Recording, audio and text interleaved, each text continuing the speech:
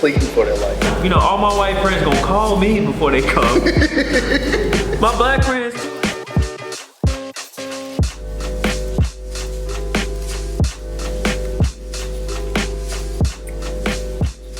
Y'all ready?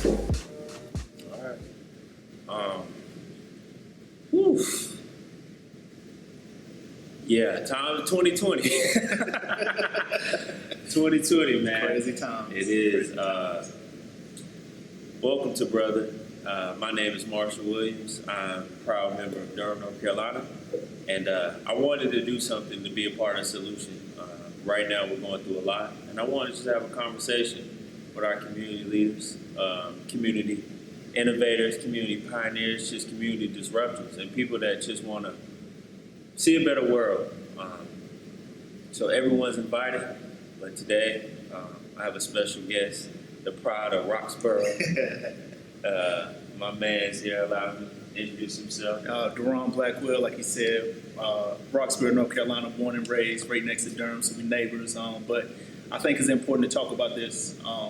We're going through some crazy times, and I mean, it's just we need to start educating ourselves and having these conversations out in the open to get these ideas out here because it's time to move forward. Let's just jump right into it. We want to keep it raw, so let me get a little elbow time. You know, cold times. Yeah, man. So obviously, you know, the elephant in the room is the George Floyd situation, right? I think that was crazy to see somebody get tortured like that for 8 minutes and 46 seconds, right? Yeah. You know, I know everybody's had their own reaction, but tell me kind of what was your reaction to that? How'd you feel? That was, like you said, that was tough to watch. I mean, you looking at somebody literally dying on camera.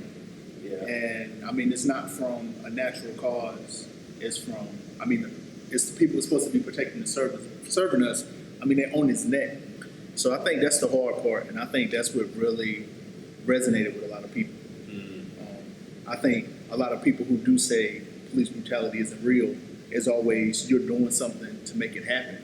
When you see somebody laying on the ground pleading for their life, I mean, this is a grown. He cried for his mama, you know. Yeah, And when you see that, I think people start opening their eyes. As we have a real problem here because that cop was way too common.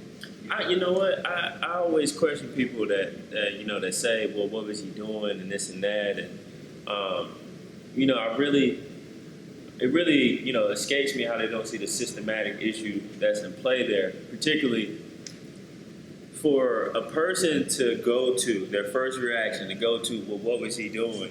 That's sick. To me, it's something that I'm having trouble understanding. I want to be kind of understanding of a lot of different opinions God has placed in my heart to love. And, you know, we get tested.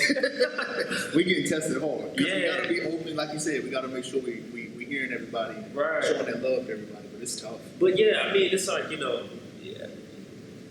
people commit crimes, and unfortunately, we have criminals in this country, black and white, of all different races.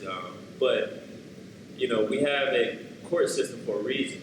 That person's day in court, where they have an opportunity to really exonerate themselves or prove that their innocence, should be given to them. So the fact that somebody can say, oh, it's okay for somebody to die in the hands of somebody that's not the executioner or the judgment, you know what, I can't get behind that. Yeah, I just feel like at what point do we realize? I mean, what in my mind would make me equivalent somebody doing something that's to equal death?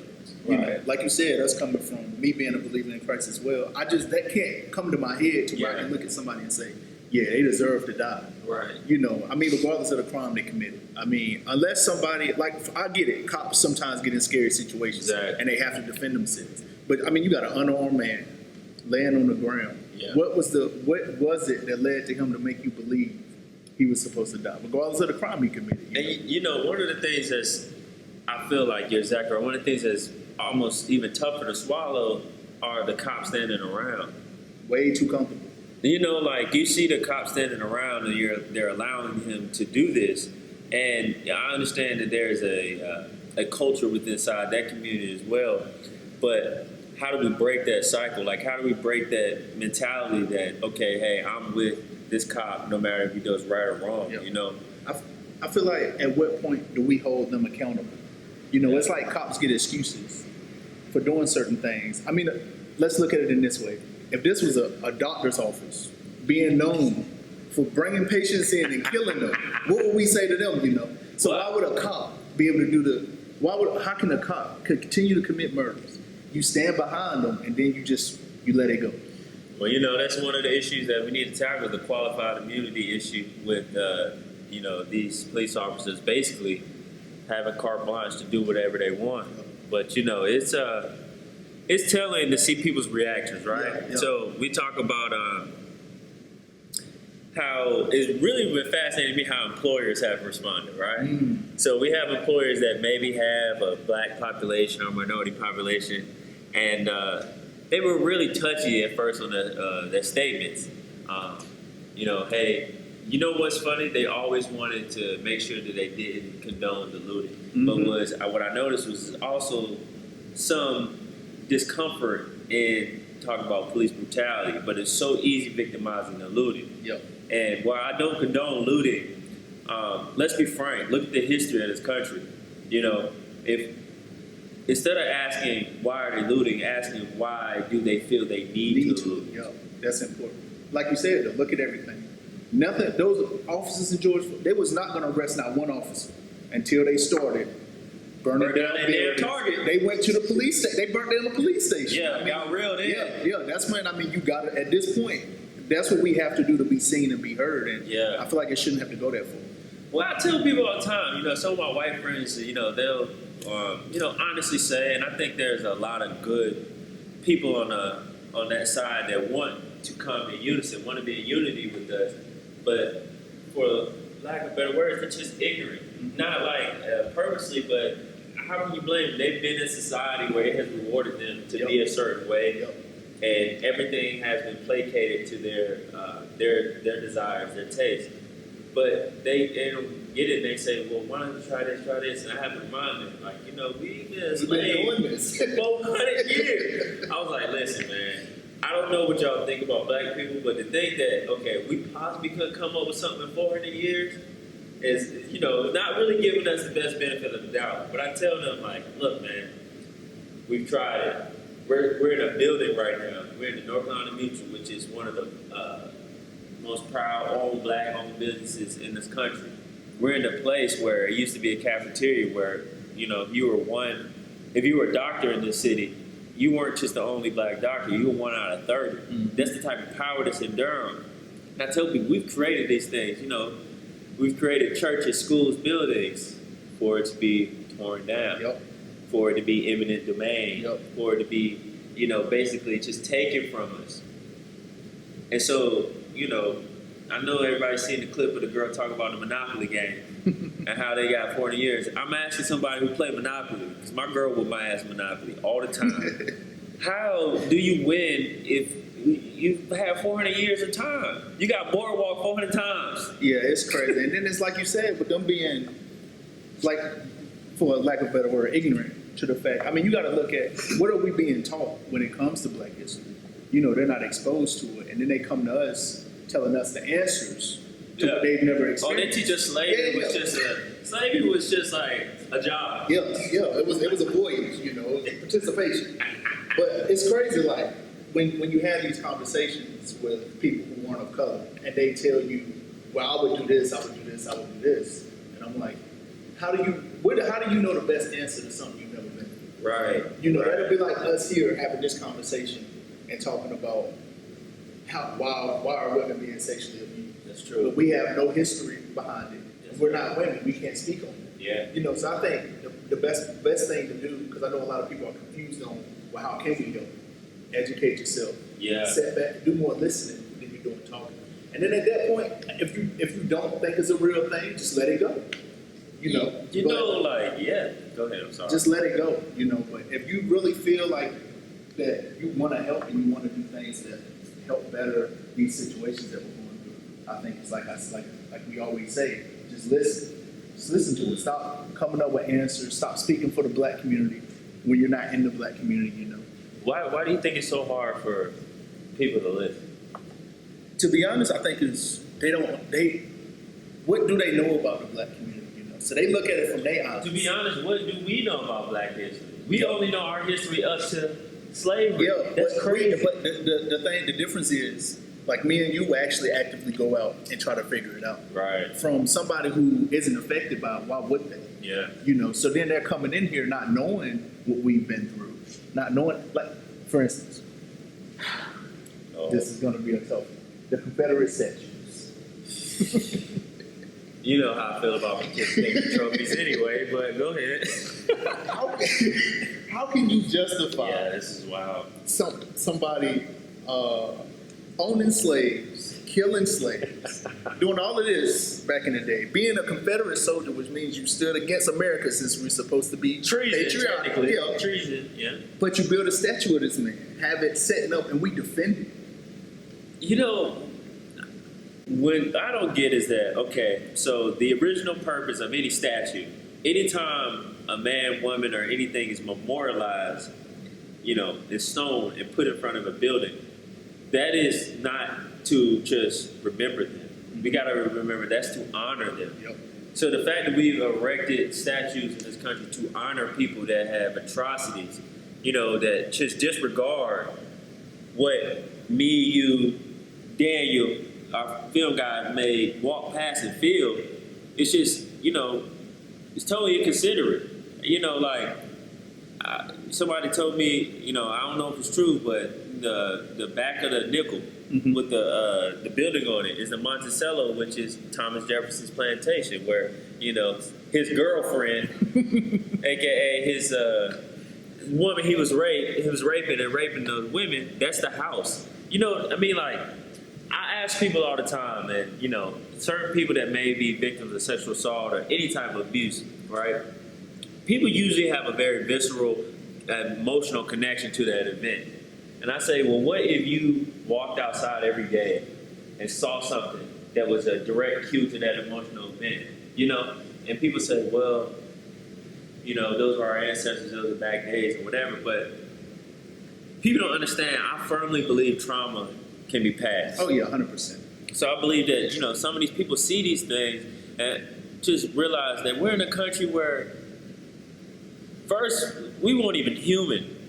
It was a compromise for us to be 3/5. Yeah, somebody had 3/5 of a person. Somebody had to be like, man, dang, you know, damn, we'll give them 3/5. It's ridiculous. But that's where we come from. And so when we try to tell people that this is something that is so deep in our roots and deep in our veins, it affects the way we see things. Like, you could put a picture, like, for instance, I showed this picture. It was really weird. I showed this big, huge magnolia tree picture that it was like the oldest magnolia tree in South Carolina, right? So I showed it to some of my white friends. They're like, oh, it's a beautiful tree. I showed it to my black friends. What do you think they said? I remember that actually. Would it make sure nobody has been hung on that tree? It's like our visceral reaction to a huge tree. For instance, when we think of old, right? And we say, oh, this tree's over 100 years. We think like, well, you know, dang, we ain't been free that long. Exactly. And so we know that, you know, trees like that potentially were places that they actually, quote unquote, hung their trophies. Yep. Because I have to remind people, like, lynching in this country was so inhumane that the disconnect was so crazy that they would have picnics, they would have fairs, they would bring their kids, they would cut off members. Parades. It was parades, you know, over dead bodies in trees. Yeah. To me, I just can't connect with that. It's sick, and like I said, I just feel like at what point are people gonna just accept what it like? You can't look at this and just dissociate yourself from it and say, Right. It's in the past, it don't affect me. Like, you gotta, when are we gonna start caring about everybody, you know, in this country? And I mean, you look at, it's a statue out in Alabama, a guy named is James, I forgot his last name, but he's the father of gynecology. When you look at his works though, he did a lot of his work on enslaved African American women. His response to not giving them anesthesia was, black women don't feel pain like white women. So he did a lot of brutal work to them. They put a statue up of this man. Like, I get it. He did a lot he might have been the father of gynecology, but let's look at the complete history behind it. Because I don't get how what is the justification of having a statue like that up? That'll be like if we go over to Germany and we see a statue of Hitler up. Because I'm pretty sure he probably did some good stuff for their economy. You look at the military, he made it one of the largest militaries, blah, blah, blah. So you can find something positive to say about it. Does that mean he needs a statue? You got to look at the complete body of work. And if it's dehumanizing another human, why would we celebrate it? Well, that's the thing. It's like,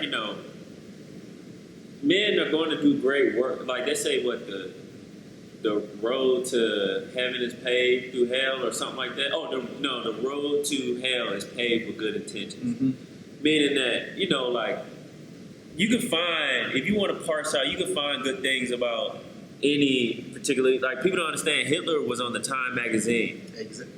Like Time recognized that not necessarily that he was famous for a good reason, but he was infamous. Mm-hmm. But he was very effective in what he did. So you can find that out. But the thing is, what's the motivations of that man? Exactly. What's the heart? What is he standing behind? What is he standing behind? And you know that everything that he did was along the persecution of a certain group. And so it doesn't matter to me if they built a immaculate this or immaculate that. They did it in the name of Humanizing blood. Yeah. Like they say blood diamonds. Like, oh, you have a nice rock in your finger. Well, you want to make sure it's ethically sourced, because how can you wear a rock in your finger that some child or people in Africa were killed? Yep. Like I said, to me, it really comes down to taking accountability. And I think it's a hard thing for this country to take accountability for itself. And I think that comes behind, I feel like some white people, Yeah. they feel like accepting that makes them look bad.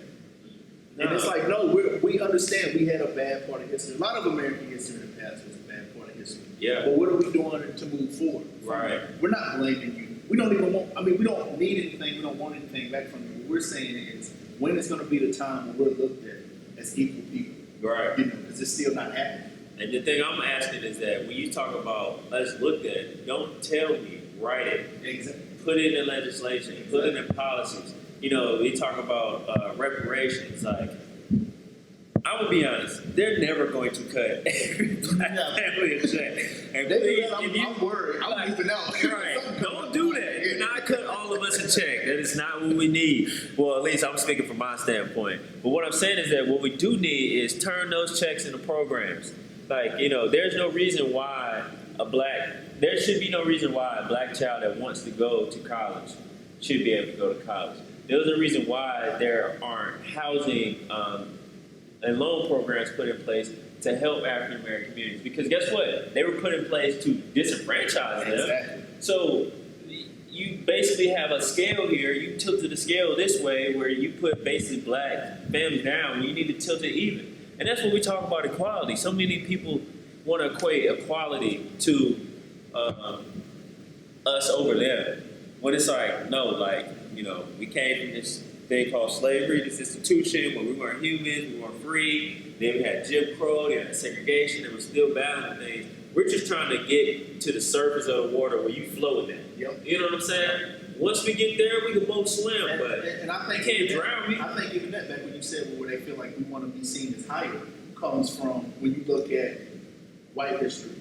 A lot of that was. When you say white power, it's a pretty. That's not about equality, Right. So, and I think that's why the Black Lives Matter movement scares a lot of people. Yeah. Because they hear Black Lives Matter and they're thinking, well, what would white lives matter mean behind it? Because if you look at what white power means, it means exactly what it says. Yeah. White power, Yeah. white overall. When you're looking at Black Lives Matter, nowhere in it behind any of that does it stand behind black people being better than white folks. Not at all. Black people being better than Hispanic folks or any other race. And if you look at the people who are attending these rallies, it's evident. Because I'm pretty sure if I go to a white power meeting, they're not going to let me stand beside them and chant white power, So I think we need to look at things like that. For instance, the Klan is a white power movement. You're not seeing no black folks walking, marching with the Klan. Right. When you look at Black Lives Matter, you're seeing all races, women, men, children. Yeah. So I think people need to stop trying to use that excuse of, we hear the word black, that means they want to be better than us. Well, and that's so true. You brought up a good point. I think what's different now is that we have support we as black people have support from so many different groups.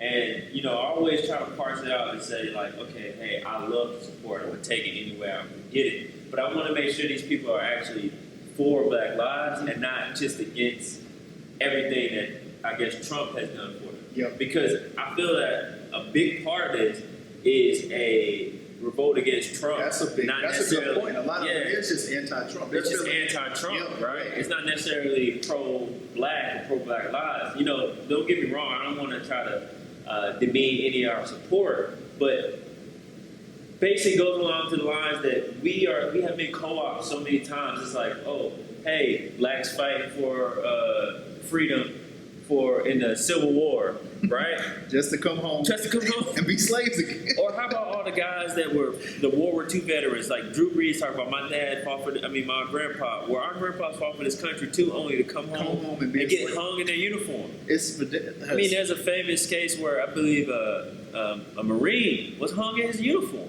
back stateside. So how do you justify fighting for freedom, right? Or wanting us to, stand for the flag, and, honor that part of freedom, knowing that it really doesn't apply to us. Exactly. I mean, you look at our national anthem. It's a reason why they cut half of that song out. No hireling or slave. No hireling or slave. So I mean, I feel like look at it. I feel like America, we could do so much better if we actually wanted to move forward instead of holding on to that past. Like we try to hold on to that past so much. I feel like unfortunately, in this country, we are a capitalistic country. And don't get me wrong, I'm a capitalistic guy. I believe that as far as you want to take your endeavors, you can go.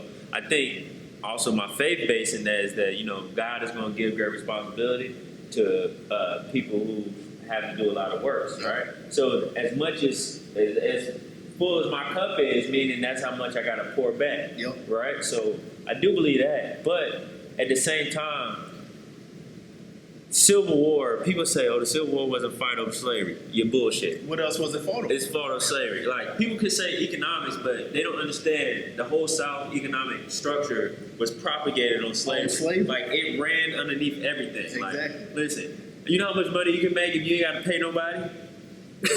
And they just bringing their money to you. You ain't got to pay nobody back. Right. I mean, but this is like, people don't understand. When they say property, think of how they treated mules. This is exactly how they treat us. Hey, listen, he break his leg and he died. All right, we're going down to the market. Go get us another strapping one. That's where it comes from. It was economics. It was basically economic power. And so when people say, oh, well, it's not a race thing, it's economics. Yeah, some of that is true, but America has combined economics with race. And through policy, that's how they've been able to say it without having to say black.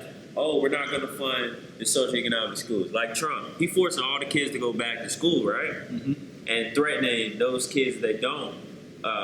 Those schools that don't, but lack of funding. Well, his son's school, they're not going back. Private school, they refuse to go back. So you mean to tell me it's good enough for my kids to go in danger, but it's not good enough for yours? Yeah. It's a lot that's going on right now. Man, 2020 is crazy. Did Kanye went crazy? Kanye. I know it's some Kanye, aficionados out there. And let me say this. I don't want to make light of any mental health situation, but he did drop an album right after he said that. So he's like, come on, dude. And I'm so, the thing that really worries me with the Kanye thing is I just hope we understand the power behind our votes. Yes. I get it, Kanye's African American. Please do not vote for him. I'm not endorsing that. I don't care what you say. Back in the day, he dropped some good music. I get it. You might still be a fan. I'm past being a fan. Yeah. Because Kanye's got some crazy stuff. I was past being a fan when he did the Book of Yeezus. Oh, yeah. After he did that, I said, that's uncharted waters he walking on. What? That's scary there. Yeah. Putting yourself on the same level as God, that's too much for me. But man, 2020 right now is like so weird, bro. Like, there's layoffs, there's people just working, there's just COVID-19 causing so many things. You got people yelling over wearing a mask. People don't want to wear a mask. We got we're really seeing how these, me being a college athlete, I stay close to it. Oh, college athletes essential. Y'all make sure we playing because that money is still the old thing. But it's kind of crazy now that they're seeing how these athletes essentially are workers. I feel like 2020 has also been a good year because of the fact, and I feel like this is all coming from just a year of clarity. Yeah, and I feel like that's the reason. Now, it's been a lot of people who lost their lives to COVID, so I don't want to speak on it lightly, but I feel like us being in quarantine has allowed people to actually do their research. Everything is being seen now. Right. Because people, what else are they going to do? Right. And I think that's also allowed I think that's where a lot of these allies have come from. They're stuck at home, they're seeing this, so they're doing a little reading, and now a lot of people aren't working. Go out and march, That's why it's so big right now. Yeah. I mean, and it's crazy. I mean, even with the protests, man, I was looking at Trump sending secret police out there to just detain people. They grabbing people up in vans. Yeah, man, it's crazy. I mean,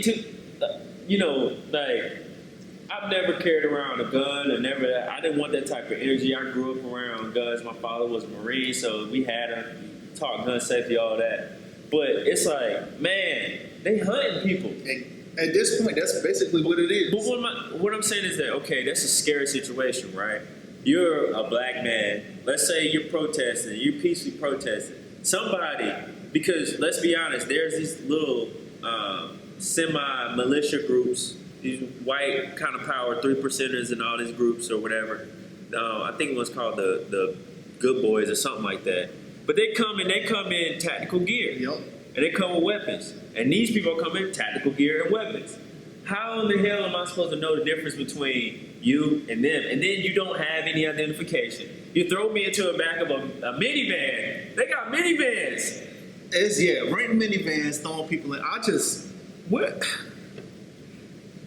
Enterprise, don't rent no damn minivans. Let me say this like, what gives somebody the privilege and power to think they can do that? Like, look at the Arbery situation. Yeah. What makes you think, I see somebody that's in my neighborhood that I don't like.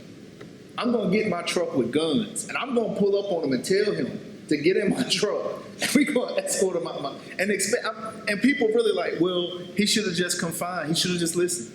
Me personally, somebody pull up on me while I'm doing a job in a truck and I don't care what color you is. Yeah. You hop out your car and you got guns directed at me and you're not a cop. First of all, if you a cop, I'm still worried. But you a regular citizen, I'm fighting back. So how can we say, why did he fight back? He did fight back. What was he supposed to do? My thing is, bro, I was jogging. Like, what you gonna be? I was jogging. I turn around and I see guns. If I'm not even thinking to myself that I could be a threat jogging, right? And you come up and he's like, oh, guns. What goodwill am I supposed to assume from you, right? And I feel like that's where people try to say that white privilege is something. For you to feel like you can do that shows that there is a white privilege. Because I'm sorry, I ain't never seen a black person pull up on a white person jogging with guns and say, get in my truck, I don't want you in my community. They should apply it to a citizen, right? Like, you should comply with the citizen. But the fact that you don't want to comply with the state, with wearing a mask, all you have to do is wear a mask. Let's take the comply thing, people. When people say, why don't you just comply to an officer? When an officer comes up to me and instantly his thing is to put me in handcuffs, I'm not going to those handcuffs. What are you arresting me for? Right. That's your right. Tell me what I'm arrested for before you put handcuffs on me. That's true. And before you put me in a car. Yeah. Look at the Breonna Taylor situation. You telling me that an officer, first of all, they went into the wrong house. Yeah. So from off gate, them officers, something should happen to them officers from off gate. Because you gotta, at that point, you're an officer, you gotta be held to some type of accountability. But let's say they did go in the right house. You go in there, don't knock. You don't let nobody know you in the house. You're not even in police uniform. That's true. And I wake up and see strangers walking to my house with guns. Listen, man, I'm gonna tell you right this, like, no offense. If I wake up and I see a white man in my house with a gun, I mean, it's any man, but particularly a white man in my house with a gun, I don't know. Yeah, I don't, all my white friends gonna call me before they come. My black friends too. So if you show up in my house, like, what am I'm protecting I have to protect my family. Exactly, and he does that in the process of him doing that, his girlfriend gets shot and killed. in the bed. That's so sad. And when it comes out, the defense to that is the cops were doing that. It was a no-knock warrant. They were doing their job. He shot back. You were in the wrong house. Yeah. You were in somebody's house, unmarked, Yeah. unnoticed. What do you expect this man? Another detail about that case that many people don't know: the guy that they were looking for was already caught. I heard that too. Yeah. So the guy they were looking for was already caught. So this was something that, like, was it really even related to the original scope of the arrest and the warrant? So that's what I'm saying when people talk about hunting. It's like, oh, That's what it sounds like. yes, it's like, oh, within these lines, I could wiggle in and bust into some black man's house in the middle of the night. And people, I think the naive part is that people that may have grown up in different parts in the South, they think, oh man, there's nobody just random thinking they want to run in nobody's house, come to the South. Like, I'm telling you, like just last week, I showed the picture that got blow up. Oh, yeah. Somebody vandalized a whole home, KKK on the N-word, the Nazi symbol boats. Like, unfortunately, people have a desire to want to go out and aggressively be evil. Yeah, 100%. And people don't account for people that have that aggressiveness to be evil. They're talking about our aggression. One thing I see is that, okay, when you talk about the police aggression and what happens to police, that's provoked. I'm at a point where it could be conflated as I'm self-defense. What threat was brought to you to make you want to come over here? Like, that's what I get people like, I'm so scared, but you walking towards me. Walk your ass the other way. It's crazy, and then you got the argument that, well, if you're not doing anything illegal, you don't have to deal with cops. You know what? Like I said, man, it's so much to this conversation. It's so much to 2020. Where do we go forward? I think the best thing to do, which is it's going to be scary, but the best thing to do is you got to hear from everybody, because the only way to move forward. It's like I said, it's going to be scary, but we need some of these Klan people to open their eyes. Yeah. We need people who, on both sides at the end of the day. Yeah. Because we have people on both sides who approach things the wrong way. Yeah. We have, but from our point of view, we got to do that within our community, and we got to do that by bringing everybody together. Yeah. Having these open conversations, because that's the only way that people. A lot of people, we were talking about this. A lot of white people, for instance, they don't know what goes on in the black community. They've never been there. Us as black people, we don't know what goes on a lot of times in the white community. So there's that sensitivity is kind of blurred. Yeah. Because they're like, a lot of times black people only shown as robbing something, killing something, doing that. When you look at the news, to be honest, Yeah. when you hear black on black crime, if you look at the news, you would think that's if you look at the news, you would think white people don't commit crimes at all. That's why I had to tell this guy. I had, one of my freedom fighting modes when I was on Facebook talking to someone that, for lack of a better word, I felt was in opposition to me. But I said, stop using black on black crime. That's a myth. 100%. Like, black on black crime is a myth that someone's made up. There's white on white crime, there's Asian on Asian crime, there's Hispanic on Hispanic crime. There's all of that. So you saying black on black is something different. Now, I will say this. There's a responsibility and accountability that the black community has to hold itself up to. Because we get records. Yeah, we do. Get records. That's why I said don't cut us some damn checks. Make them programs. Yeah. But in the same sense, though, it is a lack of education 100%. that is kind of the reason why we're in there. We don't know about investments as a whole. We don't know about these vehicles that we can put our money into to grow. We weren't given, land and ownership like we were supposed to start our new life. The only thing we've seen that we can do to make it out, play ball, Yep. make some music, Yep. or get on the TV and act, be funny. Entertainment. Yeah, that's the only avenue that African American children are really shown. Yeah. Because they don't show, I did a paper on this in college, but they don't show us black doctors on TV. That's true. They don't show us black lawyers on TV. So as a child growing up, if the only thing you've seen is white people being doctors, white people being lawyers, in your mind, do you even feel like that's a profession you can go tackle?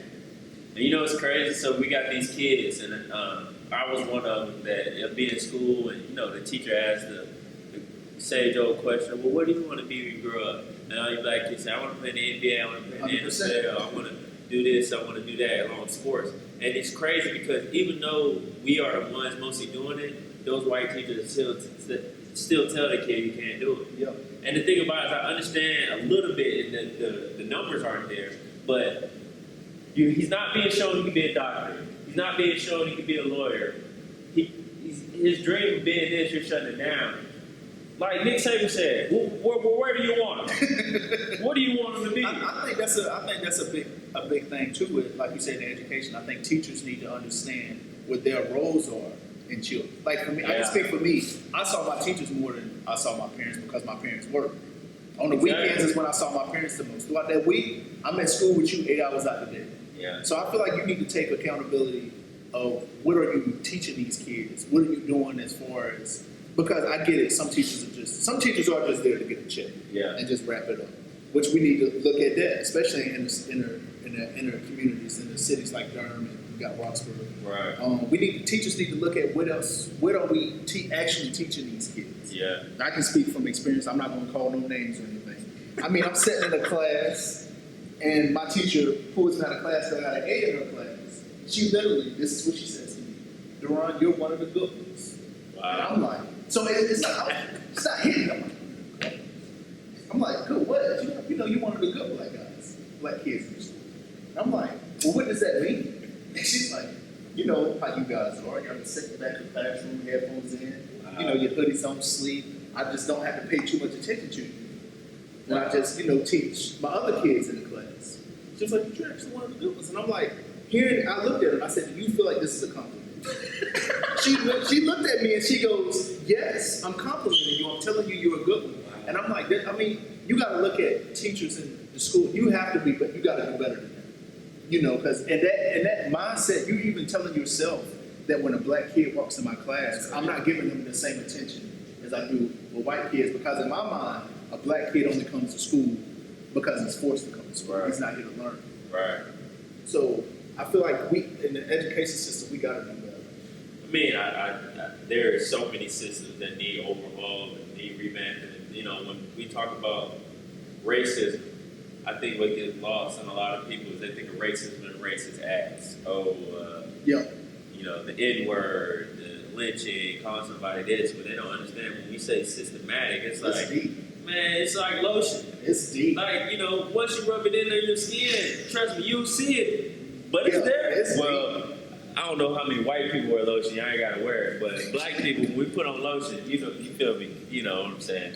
Whatever. But it's like that. It's like literally everywhere you go. It's like us as black men, right? Like my girl asked me last night, like, "Oh, did you set up the stuff in this place?" Right? I knew this place was open, but you got me damn confused about being a black man by myself coming into a building. You know what I'm saying? Things that you gotta like I tell people, they don't understand how many calculations you have to make for being black in this world. From the minute you step out your house, and then we get it brought to our house in the Breonna Taylor situation. It's like, wow, like even in the confines of our home, we have to be on guard for somebody who wants to take our life. And all because of the color of our skin. All because nothing else. Nothing else. It's just the color of our skin. And I think what I am very excited about is that I'm gonna keep promoting this message of love. I open this conversation to anybody, black, white, anybody that wants to come and have an open conversation. This is a safe zone. Like you come here, you may say stuff that you may not know that could be ignorant on both sides. But the thing about it is, we're not going to levy a charge against you because it's about understanding, right? Like. Because teach me something. Exactly. Teach me. I want to learn. Yeah. You know what I'm saying? Like, my white friends tell me all the time, like, certain white things that they do. And I'm like, oh, shit, that's funny. Going to a PWI. You learn a lot going to a predominantly white institution. But at the end of the day, it's culture. And I think white people need black culture, black people need white culture. Well, we need to see the good culture, because we learned that's the one thing that's privileged. your history is the history that we have to learn. Mhm. Like we know about, Nikola Tesla and Thomas Ford and Ford and Edison and all those people. We know about, all the presidents, their own money. Mhm. We know about Thomas Jefferson. We know about those guys. They don't know about Mansa Musa. They don't know about, George Washington Carver in totality. They don't know about the Obama, though. They know about Obama. That damn tan suit. That tan suit got them real acclimated, boy. That tan suit turned them up. But yeah. So man, I appreciate you having the bravery to come to have this conversation. Man, this is something that's very enlightening. I want to continue to have these conversations with people Oh, yeah. because I think we got a lot to say. We got a lot to get through. And I'm always here. So what you want to leave the people of Roxborough with? Oh man. Well, first I want to say it was a police involved shooting yesterday morning in Roxborough. So I do want to first, I don't want to say any names out of respect to the family. I don't, but for that family and that victim, I do want to just say that hopefully God wraps His arms around that whole family, and keeps them all protected. And for my city, let's not make this negative. Let's do something. Let's be proactive about this, and be progressive as far as moving forward, and doing work to make sure that justice is brought on both sides. The chief spoke yesterday, and he the way he was speaking, he kind of made the situation like it was a light situation, And I feel like because this happened in my city, where I stay, I'm born and raised. I feel like it hits hard, And we, like I said, I just want us to move forward, but to do it the right way. Yeah. Let's not bring any more hatred into it. Like we were saying, being children of God, we need to move in love through Him because that's what we were made to do. So I just, like I said, I want to make sure, just send that prayer out, God, wrap your arms around that family, and let's just move forward as a community. Anything, if anybody see this, anything that I can do to help out, feel free to reach out to me. But yeah, let's just keep moving forward as a country and this community, me being from Roxborough, Marshall being from Durham, and let's just come together and, like Marshall said, keep having these conversations to progress and do some kind of, if we're not going to solve, the world, we're not going to solve all the problems in the world, but let's start somewhere, and start making those footsteps forward. That's right. So, brother, we all brothers, black, white, whatever color, but this mission is designed to empower, enlighten, and educate. So that's what we plan to do. Stay tuned with us as we have more conversations. But we out. I'm gonna give my brother a little elbow. I look forward to meeting some people through this. That's right. So thank y'all for joining us, man. It's been a pleasure.